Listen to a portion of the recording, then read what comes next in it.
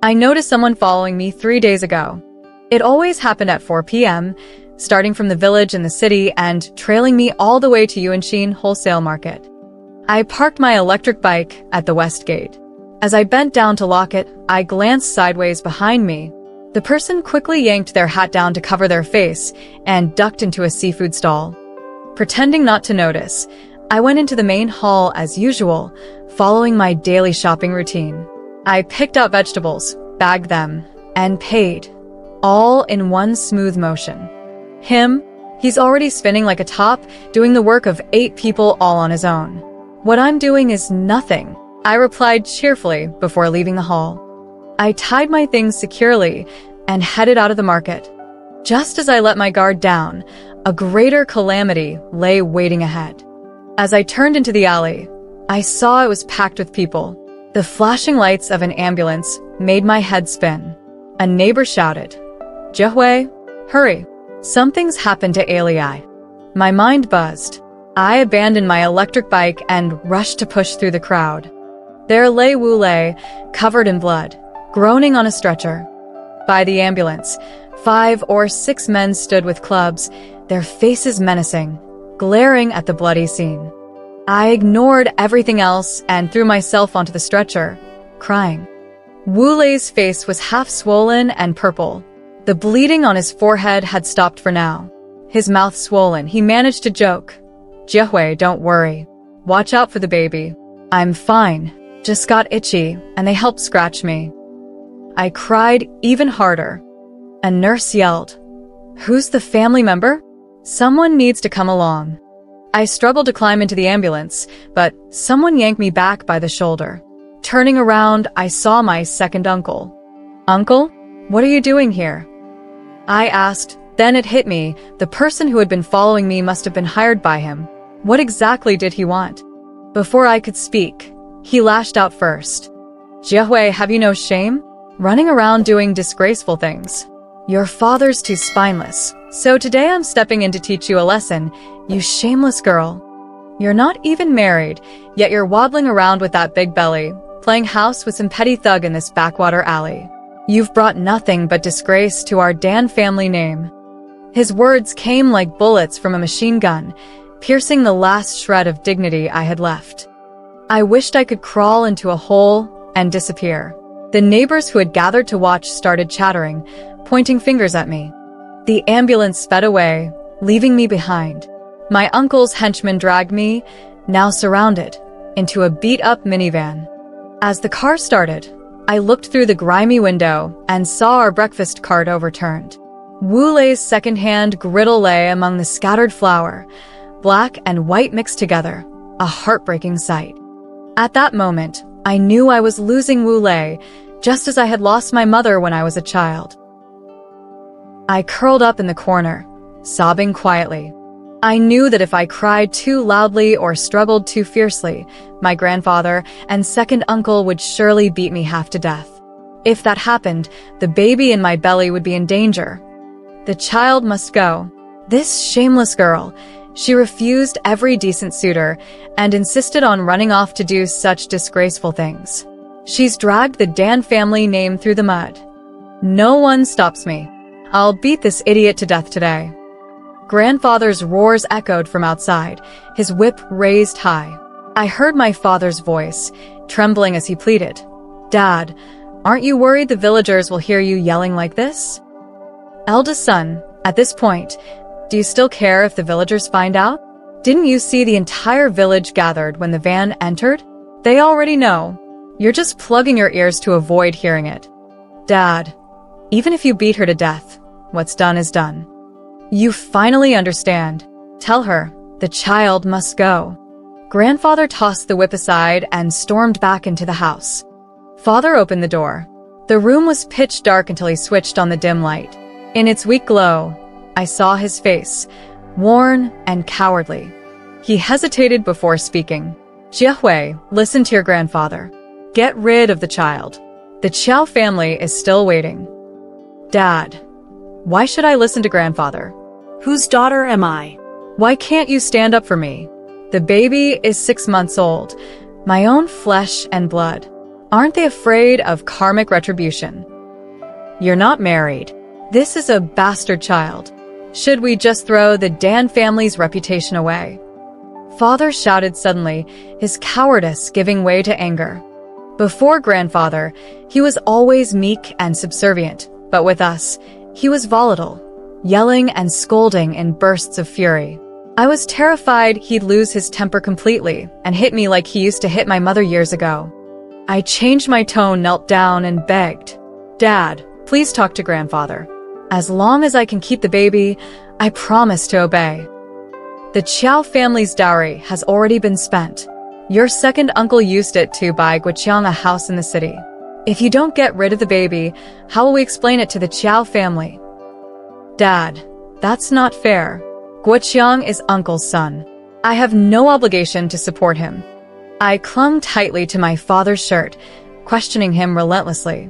He paused in silence for a moment before finally saying, "But he's the heir of the Dan family." Then he shook off my hands and stormed out. I collapsed to the ground, trembling. I knew that no matter how hard I struggled, I couldn't change the outcome. It was inevitable, just like when my mother was driven out of the house and my sister Erwi became deaf from a high fever. I didn't dare sleep that night. As the stars faded, I was bound hand and foot and shoved into the dilapidated van. Amid my second aunt's and grandmother's scolding, I screamed curses at the entire Dan family like a pig being slaughtered. The bumpy ride ended with me being carried into a dingy, unlicensed clinic. A drowsy woman opened the door, and the stench of mildew and disinfectant hit me. The doctor, once a village vet, had turned into a so-called legitimate doctor after setting up the clinic with his midwife wife. My second uncle handed him a cigarette with a smile. "Dr. Yen, this is the girl I called about yesterday. Goodness, her belly is so big. This won't be easy." The doctor frowned, pushing aside the cigarette. I felt a flicker of hope. But my uncle quickly gave him a signal and held up 3 fingers. "Add 30% to the fee." "Come on, Dr. Yen, your skills with livestock used to be first class. People and animals, both just giving birth, right?" The doctor glanced at my uncle's fingers, took the cigarette, and said, "Take her to the operating room."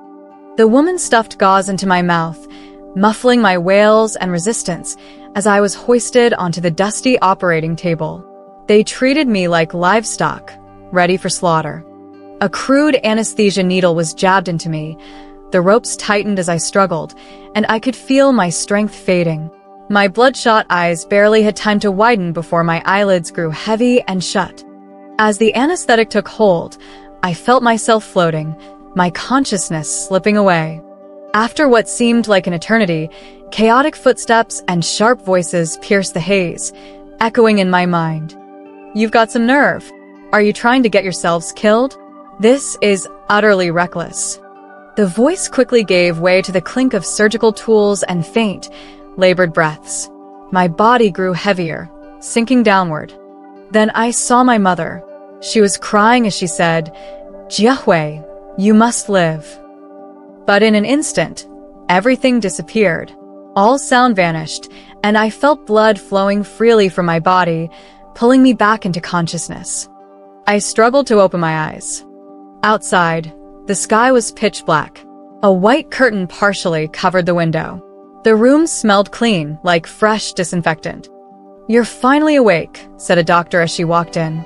She was beautiful, like the mother I hadn't seen in years. In a soft voice, I asked, "Where am I?" She leaned closer to listen, then replied gently, "You're in the hospital. Why would you risk your life like that? Your baby was 6 months along, and you went to a shady clinic for an abortion. Do you realize? You had massive bleeding.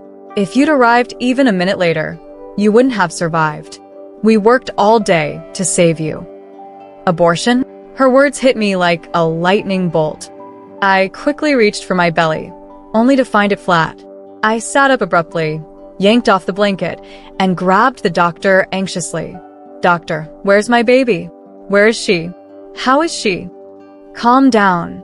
She tried to soothe me, but I was already hysterical. I ripped out the 4 and ran into the corridor, crying and screaming for my child. A group of nurses rushed to restrain me. Seeing their alarmed faces, I felt my vision go dark and collapse to the floor. The last frost of autumn had settled, leaving the days dull and gray. The Chow family sent matchmakers to our home multiple times, demanding the bride price back. Naturally, they refused to take a woman who had lost her mind as a bride. I spent my days cradling a bundle of cloth wrapped into a doll, singing to it, and pretending to feed it like a baby. My second uncle had already spent the bride price on a new house, so he had no intention of returning the money. But he also had no solution for dealing with me, now mad beyond his control. Father remained the same, either working in silence or drowning himself in alcohol. His failure to have a son had left him permanently subordinate in the family hierarchy. Since my younger sister Erwi lost her hearing due to a severe fever, she hadn't attended school. Though quiet and withdrawn, she was incredibly caring toward me and had been tirelessly looking after me since I fell ill. Her devotion earned her constant scolding from my aunt and grandmother. Among all of them, my aunt was the most cunning. Unwilling to return the bride price, she turned her schemes toward Erwi, now 17. Though the Chow family didn't want a madwoman as a bride, they might consider Erwi, a talented and beautiful girl, as a match for their lame son. The wedding date was set for the first snowfall, and though Erwi said nothing, she understood what was happening. She had clung to me and cried several times. Watching her tears broke my heart. I resolved that I couldn't let them destroy her like they had destroyed me. The winter snow came abruptly, blanketing the ground overnight. Under the cover of darkness, I shook Erwi awake and whispered, "Erwi, listen to me. We can't live like this anymore. You can't marry that lame man. You have to run, go far away." "Jiayu?" Erwi looked at me in shock, her hands trembling as she signed back. "Yes," I nodded firmly. "I'm not mad, but I have something more important to do, so I can't leave with you. Remember, no matter how hard it gets out there, you must endure it. Never come back. If you do, we'll both just keep being sacrifices for second uncle and his family." Tears welled up in Erwi's eyes as she threw her arms around me. I hugged her tightly in return. For as long as I could remember, we had endured our grandparents' and uncles' endless scolding and abuse.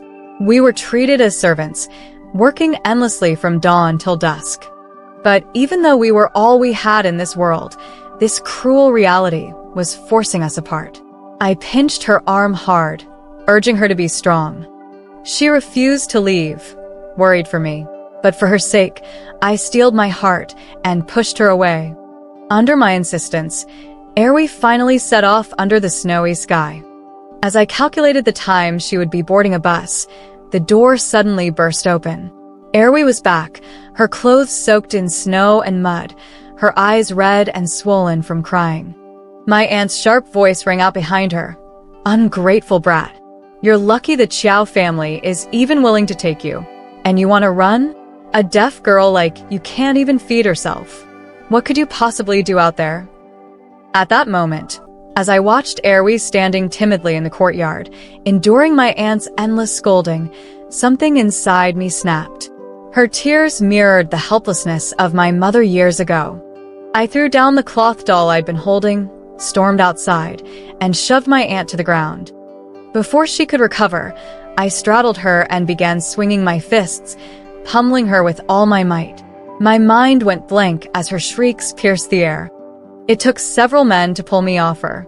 When I finally stepped back, I saw her face, swollen and bloodied, stained with red streaks that ran down her cheeks. She sobbed uncontrollably, gasping for air. Erwi stood frozen, her small frame trembling as tears streamed down her face. She looked just like our mother had back then. At that moment, something clicked in my mind. All these years, it wasn't because we were incompetent that we were mistreated. It was because we were too weak. We never resisted the insults and beatings, allowing ourselves to be trampled on again and again. "Jiahui, have you lost your mind? How dare you hit your aunt?" My second uncle stormed out, a bamboo whip in hand, ready to strike. "Hit her? Hitting her isn't enough," I shouted, My head held high as I glared at him. If you dare lay another finger on Erwi, none of us will live. Perhaps the fury in my bloodshot eyes startled him. My uncle hesitated, then slowly lowered his whip. He muttered a few curses, helped my aunt to her feet, and led her back inside. Erwi rushed over and hugged me tightly, signing with trembling hands, "Gia, I'm useless." I didn't even make it to the town before Uncle caught me. "Erwi, don't be afraid. With me here, no one will bully you again." That night marked the first time I had ever fought back, for myself and for Erwi. But later that night, Wulei arrived. He looked weary, a fresh scar slashing through his brow like a lightning bolt. He wasn't alone. His father came with him. I thought hope had finally arrived, but it turned out to be the start of another nightmare. Wulei's father, a man with a silver tongue, talked with my uncle through the entire night. In the end, they demanded a bride price of 70,000 yuan, an impossible sum, forcing Wulei to abandon me. A year ago, it was the same autumn season when my second uncle called, claiming that Erhui was having an episode. I hurriedly boarded 4 long-distance buses overnight to return to the village, only to find that Erhui was perfectly fine. The real reason was that my second uncle had his eyes on a soon-to-rise property in the city, and the Chiao family, desperate for a bride and rejected everywhere else, had agreed to marry one of us. The betrothal gifts had been accepted, and I had been deceived into coming back. Everything was rushed, so rushed that the wedding date was set for the 8th day of the 12th lunar month. After 4 years in the city, I had gained some awareness, even if I couldn't call it experience. My defiance had grown too, and I wasn't going to let my grandfather and second uncle manipulate me as before. So I escaped. Back in the city, I didn't dare return to the family I used to work for as a maid. Nor could I risk the labor market. My second uncle had been in the city for years and knew too many people who would sell me out for a few bucks. I braved the cold and hunger for 3 days until I fainted in front of a roadside breakfast shop. That's when a young man saved me. His name was Wulei, an apprentice at the shop. I didn't dare tell him I was a runaway bride. Instead, I said it was my first time in the city, that I'd been scammed out of all my money and couldn't find a job, which had left me starving on the streets. The shop happened to need extra help, so I stayed. They provided food and lodging. The pay was low, but at least I had a place to stay. Food was manageable, though the meals were meager, thin porridge and bean sprouts, with a rare treat of stir-fried cabbage every few days. Wulei often snuck me little snacks to help me through. The real problem was sleeping arrangements. To save money, the boss put me in a cramped loft in a storage room. The space was so tiny I'd bump my head if I turned around. Smoke from the downstairs furnace often seeped in, and the blankets they gave me were discarded freezer covers, damp, stinking of decay. Every night, I curled up in disgust, struggling to sleep. Later, Wulei brought me a new blanket. I won't deny how moved I was. A few scraps of food, a clean blanket, and his daily concern. All of it made me feel I had met my destined savior in the midst of my wandering despair. After we started dating, we left the breakfast shop, rented a tiny room in the urban village, and bought a second-hand breakfast cart to start our own business. To the villagers, we were a young couple who had just married and were making a living together. They often looked at us with envy as we worked harmoniously. I thought this life would continue forever. Deep down, I feared my second uncle might eventually find us, but I still allowed myself to hope. I imagined that when our baby was born, they wouldn't dare tear us apart. But neither Wulei nor I made it to that day. Now, Wulei had returned. When I tearfully told him that I had lost our child in a back alley clinic and nearly died, he held me tightly and promised to take me away. He said we could have more children in the future. Yet when the 7,000 yuan bride price loomed between us, his father snorted dismissively, and Wulei hesitated. I can't blame him. A normal bride price wouldn't exceed 3,000, but to my second uncle and aunt, my sister, and I were tools for profit. It didn't matter who the suitor was as long as they met the asking price. As Wulei was leaving, I clung to him desperately, begging him to take me and Erhui with him. I promised not to demand any bride price and said I would sever ties with my family. But he replied, "Jiahui, I just want a wife, not trouble. Your family is too much." Yes, my grandfather still wielded that old axe menacingly, no less intimidating than years ago. But no one knew it was all a bluff.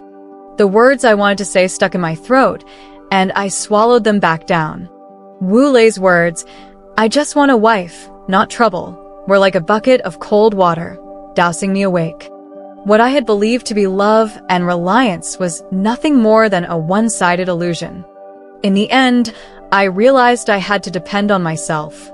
I watched Wu Lei leave with his father, tears streaming down my face, as if seeing my mother being taken away by my grandfather years ago. The snow was still falling, the scene unchanged, but the people had.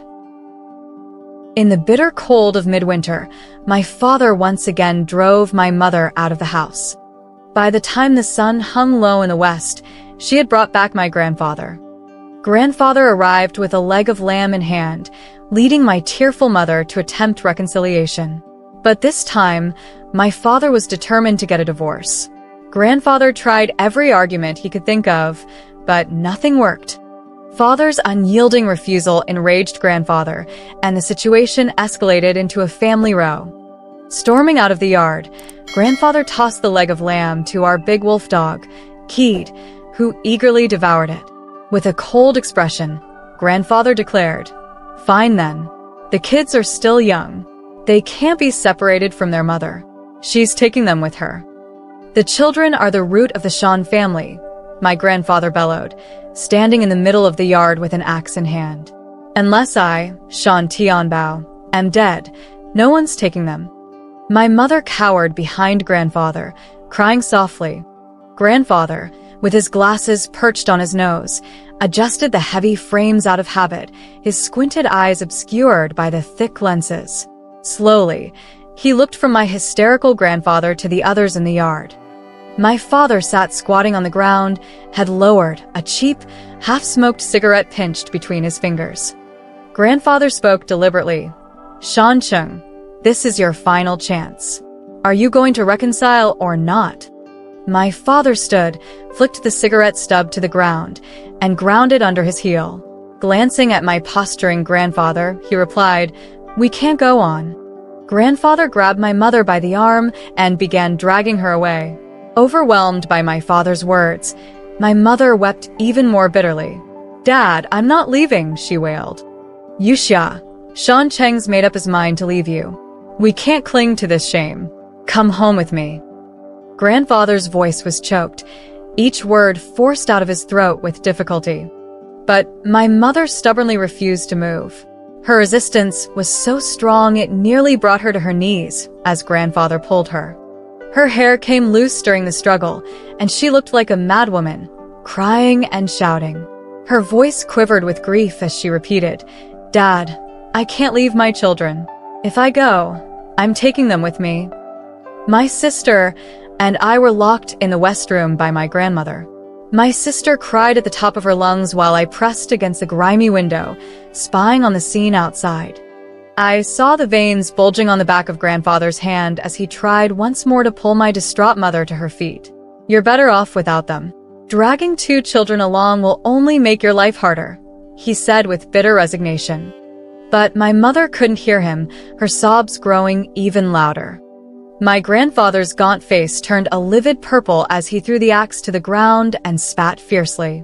"Enough with the sniveling. It's embarrassing for everyone." Grandfather, a lifetime elementary school teacher known for his mild manners, suddenly did something that sent chills down everyone's spines. The moment grandfather heard those words, he stopped tugging at my mother and froze. My grandfather's spit had pierced through his usual composure. After a long pause, grandfather turned around slowly, his movements deliberate, as if on his way to class. He walked steadily to my grandfather, picked up the axe with unexpected swiftness, and swung it at him. A scream of agony followed as blood splattered everywhere. My grandfather collapsed. Everyone present stood in stunned silence. Grandfather, looking down at my fallen grandfather like a righteous avenger, tossed the axe aside, dusted off his hands, and strode away without a backward glance. When the shock wore off, chaos erupted. My grandmother and father, along with my second uncle and his wife, who had been watching from the neighboring yard, wailed and scrambled in panic. My grandmother fainted on the spot. Blood was everywhere. My second uncle fumbled with shaking hands to call for an ambulance, cursing under his breath as he did so. My father dragged my limp, unconscious grandmother aside and grabbed an old rag to press against my grandfather's bleeding wound. Groaning in pain, my grandfather swore, "You bastard Liao, if I die, you won't live either." That day, my grandfather was taken away in an ambulance. My second aunt sneered, "What a cursed mess. Who manages to turn a divorce into an attempted murder?" Luckily, my grandfather survived. The axe hadn't hit any vital organs, perhaps deliberately so. Regardless, he lived. But I will never forget that snowy evening when my mother left. The snow fell softly and endlessly, blanketing the earth in white. As night fell, my mother, who had screamed and cried with all her might, suddenly fell silent. Without another word, she followed grandfather out of the house. Her figure shrank into the cold, white expanse, filled with an unbearable sorrow. At the time, I didn't realize she had been utterly terrified. That night, through the old brass lock on the west room door, my sister and I were forever separated from our mother. I was 9 and my sister was 4. After the divorce, my father became despondent. Aside from working in the fields, he spent his days drinking heavily to pass the time. As the new year approached, grandfather came to visit twice. The first time, he came to apologize. The second time, he came to ask for custody of either me or my younger sister. Both times, he was driven away by grandfather on my father's side, who threatened to kill himself if it happened. After grandfather left, grandma muttered, "If you ask me, letting them take one of the kids might not be such a bad idea. At least we'd have less to worry about." "You don't understand a thing. When the time comes for little Guiqiang to marry, we'll need these 2 girls to fetch dowries and pay for his house," grandfather snapped. Grandma immediately fell silent, but smirked as if she agreed. My sister, being so young, spent her days crying for our mother. Meanwhile, I, after learning of grandfather's selfish plan, began plotting our escape. I was determined to take my sister and find our mother. The days grew colder and the snow piled higher. By the end of winter, the snow was over half a foot deep. I had originally planned to wait until spring, when the weather would warm, but my aunt's constant pestering forced me to act earlier, even if it meant risking freezing to death. On the night of Little New Year, Grandma prepared a large feast. The homemade liquor was warmed and ready, and everyone gathered around the table. Grandfather held my cousin Guiqiang on his lap. Grandma, with a big smile, teased, "Oh my, the new year is almost here. Our little Guiqiang is going to be another year older." "Mom, today is just Little New Year. The real New Year is still a few days away," my aunt interrupted. Grandma fell quiet. Then my aunt said, "Dad, there's something we need to discuss. You see, Hui is turning 10 this year, not so little anymore. My husband and I are planning to head to the city for work after the new year, and Mom will be busy taking care of Guiqiang. She can't manage everything alone. How about Hui stays home to help with Guiqiang?" "I think that's a good idea. Hui can stay and take care of Guiqiang, and she can watch over her sister too," grandfather said without even looking up. "Grandpa, I still need to go to school," I protested. "School? What's the point? You're just a girl," he barked. "Dad, say something." I turned to my father for support. He glanced at grandfather and muttered, "Listen to your grandfather. Stay home to watch your sister and Guiqiang." No. "I want to go to school." "I won't stay home and babysit," I shouted, tears streaming down my face. Grandfather slammed his chopsticks onto the table and roared, "You useless brat. You're just like your mother. Can't even count to 5 and you still think you need school? Give up that idea right now." Guiqiang, startled by the yelling, burst into tears. My aunt began muttering complaints about me under her breath. That night, I received 2 harsh slaps from my father, and the family finally calmed down. Later that evening, I hugged my sister and whispered to her, Hui, do you want to go find Mom? I do, she said. Then you'll have to listen to me. She nodded firmly. After Little New Year, the family became preoccupied with preparing for the celebrations. Taking advantage of the chaos, I secretly took my sister and left. The snow was nearly knee-deep. By the time we left the village, my sister's shoes were filled with snow, and she was shivering uncontrollably. To keep her motivated, I said, Hui, no matter how hard it gets, you can't cry. If we're caught, we won't find Mom, and we'll be beaten for sure. Clutching my clothes, her tear-streaked face turned pale from the cold, but she held back her sobs. Once we were outside the village, I crouched down and carried her on my back to keep her warm. We stumbled and fell countless times, but managed to trudge half a mile through the snow. By then, we were no longer as cold as when we first set out, and our confidence grew. We even hummed a few bars of Little Swallow. The world was a vast, white expanse. The sun hung dimly in the sky. We walked for what felt like an eternity until we thought we could see Grandfather's village in the distance. I told Hui, look, just a little more and we'll be there. Clapping her hands, she cheered, Sister, I really miss Mom. Suddenly, the rumble of an old motorcycle shattered the quiet. Grandfather was racing toward us at full speed. The moment he saw us, his fury ignited. Without a word, he snatched us up and threw us onto the motorcycle. Hui sobbed uncontrollably, while I bit Grandfather's arm, refusing to let him take us back. Grandfather struck me hard across the face and bellowed, Hui, you worthless brat. You think you can defy me? Just wait till we're home. I'll teach you a lesson. He hit the throttle, and the engine roared as we sped off. When we got back, Hui cried so much her eyes swelled shut. But we were met with nothing but Grandma's scolding, my aunt's sneering taunts, and a merciless beating from both Grandfather and my father. That day, I finally understood my mother. I realized the way she had been treated in this family.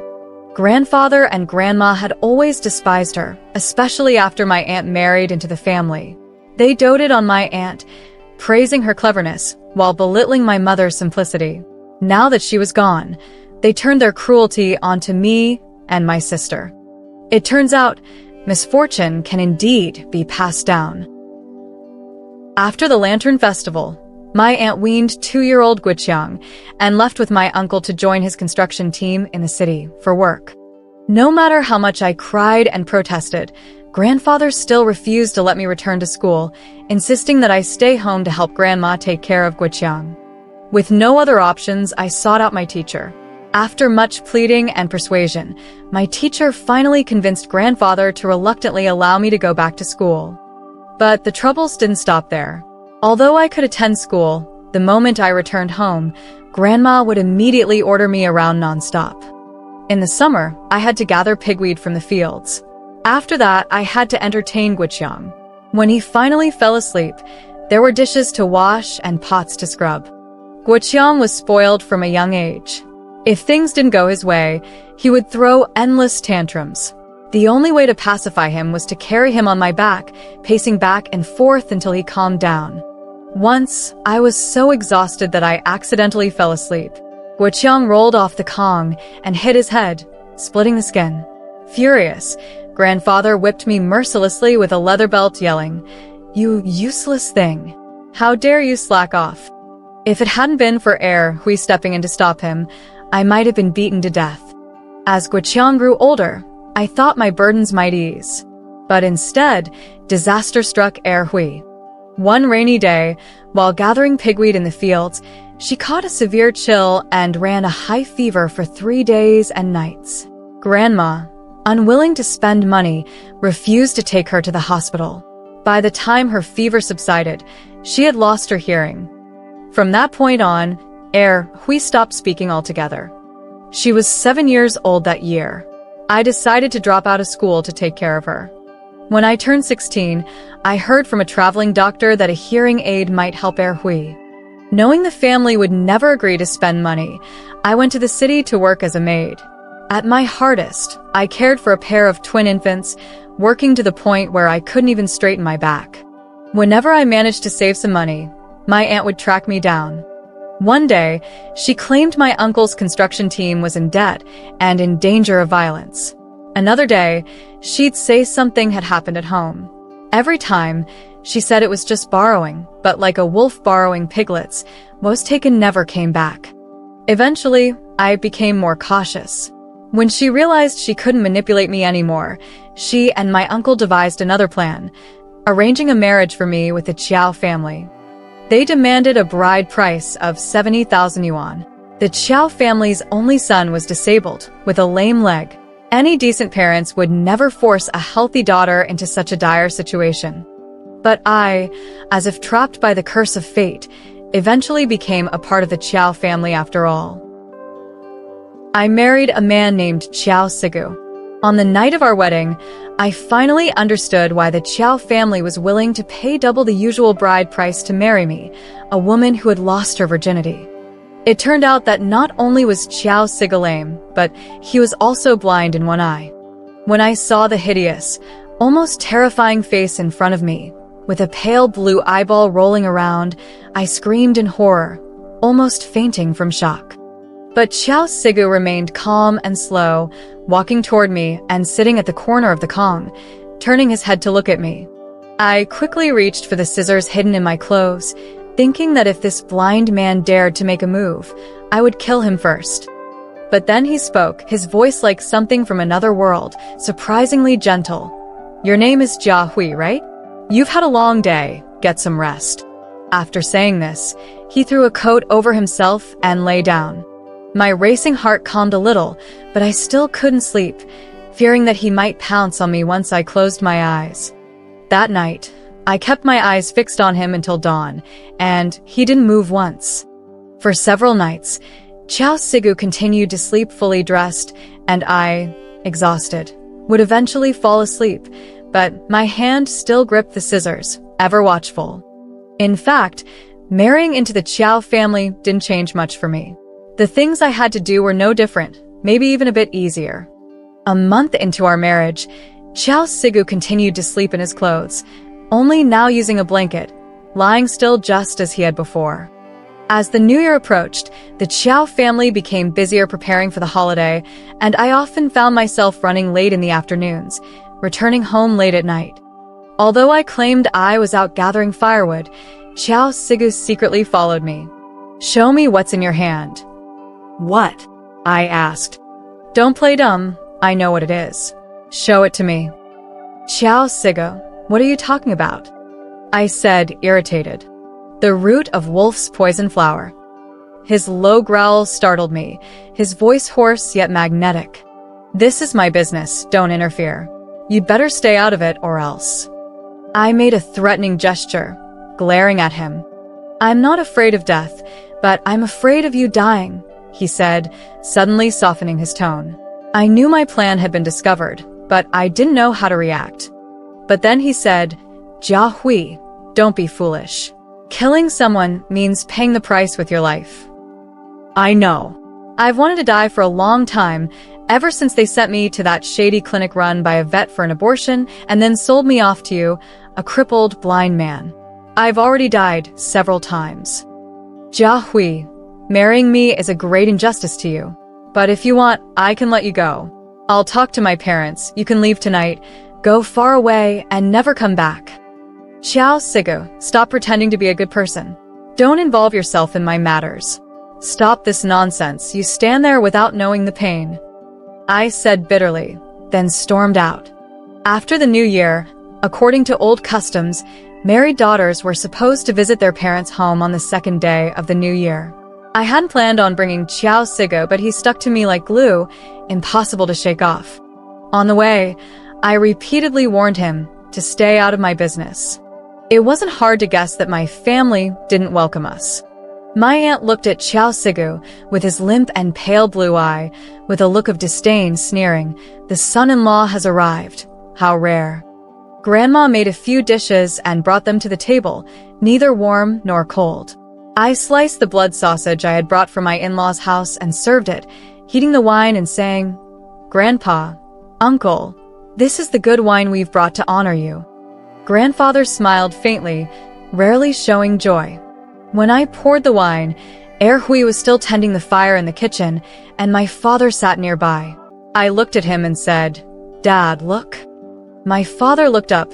"Hey, why is the sheep pen open?" The sheep inside dashed out of the door, and my father, unable to bother with his drink, hurried to chase them, slippers on his feet. Grandfather and uncle raised their cups, enjoying the aroma of the wine, like an old landlord and a young one savoring their luxury. Just when I thought it was time for revenge, Chow Sigu suddenly stood up, slammed the table, and shouted, "Your family is unbelievable. How can you treat a son-in-law like this? Can this food even be served to me?" The dishes, bowls, and cups crashed to the ground, mixed with food, and the wine cups in Grandpa's and Uncle's hands were scattered, shattering everywhere. At first, everyone was stunned by Chow Sigu's outburst, exchanging confused glances, not understanding where they had offended this unattractive and disabled son-in-law. The first to react was my aunt, who yelled at him, "Chow Sigu, what are you crazy about? Just because you have a little bit of money, you act wild? Take a look at yourself. Lame and blind, and you're flipping tables? Are you trying to rebel?" Grandfather shook his sleeve and left in anger, and Uncle joined Aunt in cursing at him. He looked at the mess on the ground with pity and yelled toward the door, "Get out." Chow Sigu turned angrily, muttering as he gathered up the food and wine I had brought and shoved it into a bag, grabbing my hand and pulling me out the door. Once outside the village, I shook him off, and we argued furiously. "Chow Sigu, why did you ruin everything for me? Jia Hui, no matter what, you can't kill anyone. Think about it. You still have Hui and your father too. If they die, Hui will be better off. But Hui needs you even more." His words struck my heart like a steel needle, painful enough to make me gasp for breath. Indeed, Hui, who had lost her hearing, couldn't live without her sister. On the way back, my aunt's harsh words echoed in my mind. She didn't know that it was Chow Sigu, the one she looked down on, who saved her and our entire family.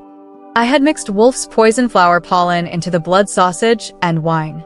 The powder mingled with the blood and the warm wine. We didn't need to worry. At mealtime, she was always the last to sit down, and the fire in the kitchen never stopped. While I ate, I had deliberately left the gate of the sheep pen open. And Chow Sigu, following me like a stubborn fool, was there to stop me from committing murder. In order to help Hui escape the hellish home more quickly, I decided to hold off on killing anyone for the time being. Chow Sigui probably feared I'd cling on stubbornly, so he repeatedly urged me to leave the Chow family. I had the same idea. I wanted to earn money quickly and get Hui out, fearing that delays would lead to trouble. But I didn't want to owe him, so I gave him an IOU for 80,000 yuan. Just as I was packing up to leave, something happened in the Chow family. Chow Sigui's mother passed away suddenly from a brain hemorrhage. At the funeral, Chow Sigui cried so much he nearly fainted. Seeing him in such despair reminded me of my own experiences, and I couldn't help but join the sorrowful atmosphere, crying until my heart felt like it was tearing apart.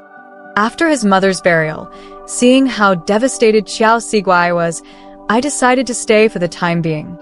What completely changed our fates was the day of the 7/7 memorial for Chow Sigui's mother. After paying respects to his late mother, he sat at her graveside and performed a song called Crying Through 7 Gates. He played on an heirloom eru. The strings, old and slightly hoarse, combined with his playing, a mixture of 7 parts sorrow and 3 parts bitterness. When he started singing, his deep, resonant voice carried a haunting sadness that instantly drew tears from everyone's eyes. I was suddenly reminded of the blind eru player, Bing, that my grandfather had mentioned when I was a child. Then I thought of the professional funeral mourners we'd seen in the city slums, wailing during funerals. An idea started to form in my mind. Working odd jobs had no future. I had always loved singing, and perhaps starting a funeral performance team could change things. When I shared my idea with Qiao Siguai, he shook his head adamantly and refused. Then, nervously, he asked, "Jiehui, are you not going to work anymore?" I shook my head, then nodded. To convince him, I prepared a lavish meal and warmed up some wine. During the meal, after a drink, he said, "Jiehui, do you know? My life hasn't been easy either. When I was 3, I fell into a pot of boiling water and burned my leg, leaving me lame. From then on, the kids in the village bullied me.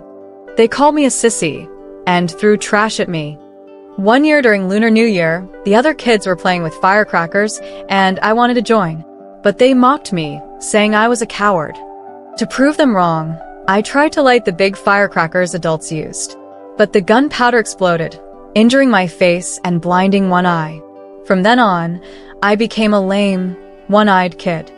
No one liked me wherever I went. Slowly, I became isolated.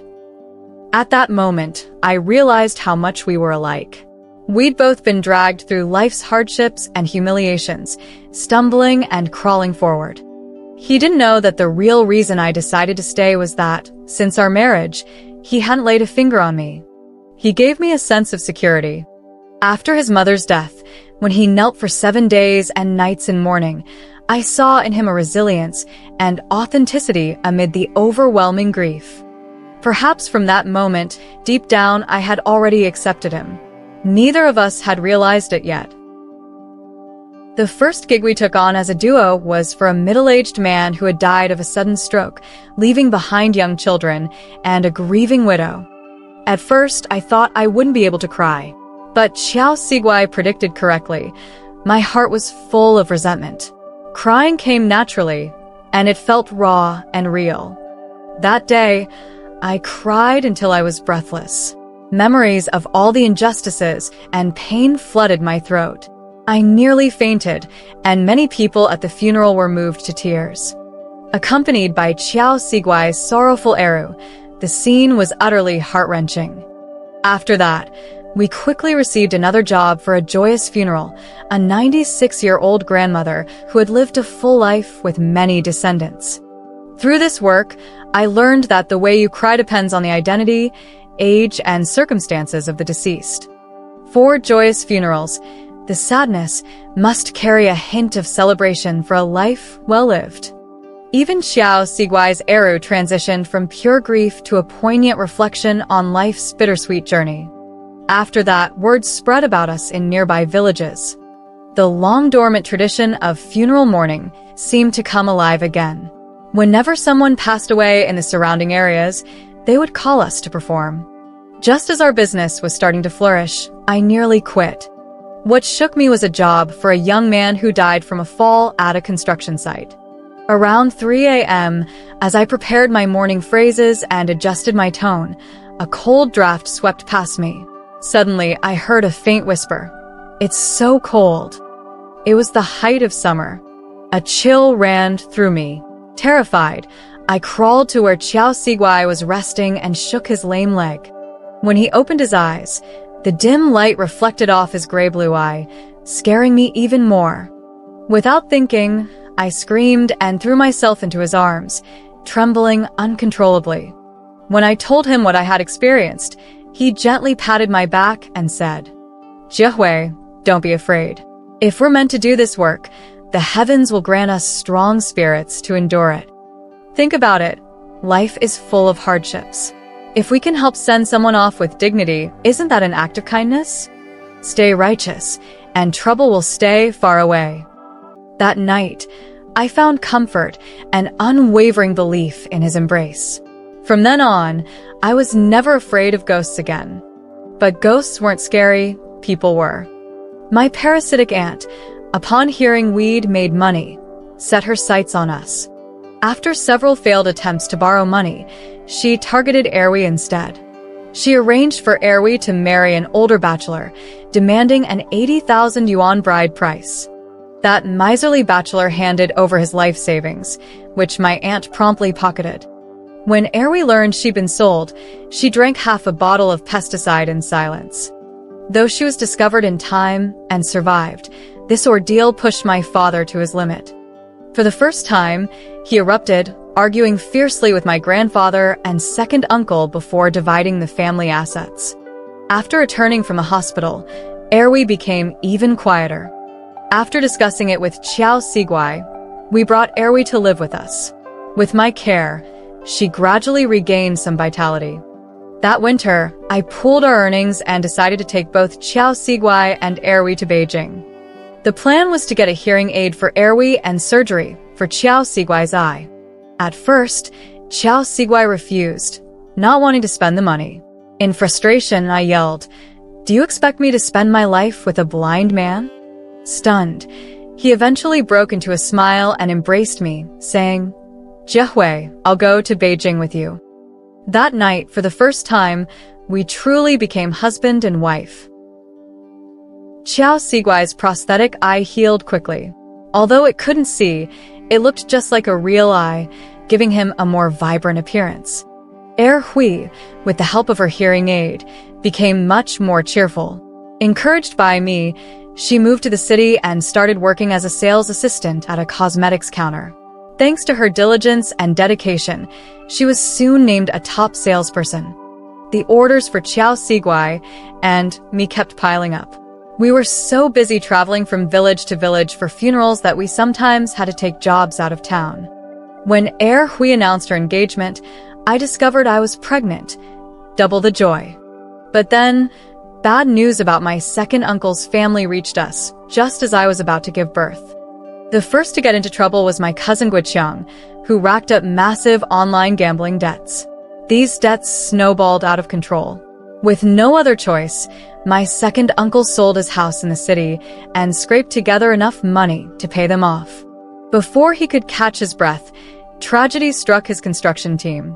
Due to safety violations, a worker fell from the scaffolding and died instantly. Selling all his equipment wasn't enough to cover the compensation owed to the worker's family. The grieving relatives showed up at his house every day, leaving my second uncle and aunt no choice but to go into hiding. Their days became increasingly miserable. Then my grandfather, leaning on his cane, came to me asking for money. I initially stayed silent, but he started berating me, calling me an ingrate. He claimed my second uncle and aunt had treated me like their own daughter. His words became harsher and harder to bear. Finally, I snapped and said, "Grandpa, the year I came home, my plan was to poison all of you. If it hadn't been for Xiao Sigui, you'd all be dead by now. If you had shown my mom, my sister, or me even a shred of decency, things wouldn't have turned out this way." My mom was driven out of the house. Hui lost her hearing from a fever. And I was sold to a black market clinic like livestock. Is that what you call treating me like your own daughter?